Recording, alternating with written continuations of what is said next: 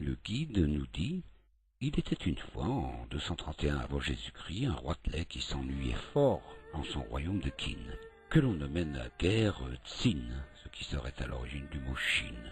Il décida d'aller conquérir la demi-douzaine de royaumes qui jouxtaient le sien, histoire de passer le temps. Brave, ambitieux, impitoyable, roué, il réalisa son dessein et devint en 221 avant Jésus-Christ le premier empereur d'une Chine unifiée, se proclamant Qin Shi Huangdi, premier auguste empereur des Qin. On est dans le bâtiment des chars. Il abrite 2 quadriges de bronze superbement restaurés qui ont été découverts en 1980. Ce sont des copies à l'échelle 1,5. Il y a 2 sortes de chars. L'un est celui de l'un des membres de la famille impériale en tournée d'inspection, qu'on voit là. L'autre est un char de combat, plus léger, plus agile, et un soldat le pilote debout, sous un parasol.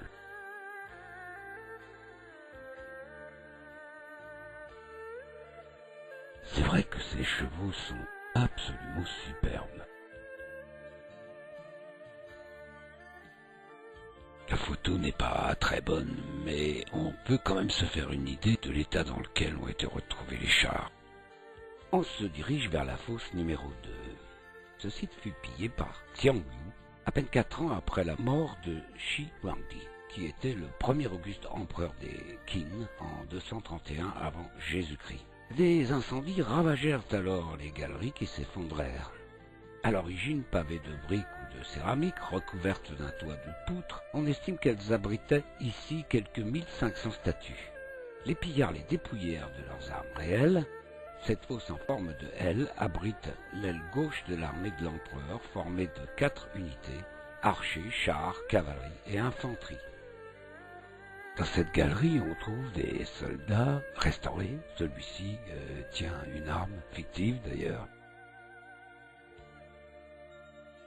Il y a un exemplaire restauré de tout ce qui a été découvert, et dont probablement des généraux aussi.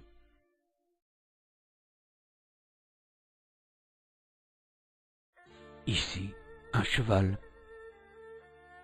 Et le cavalier. Et bien d'autres, mais ils sont un peu trop nombreux.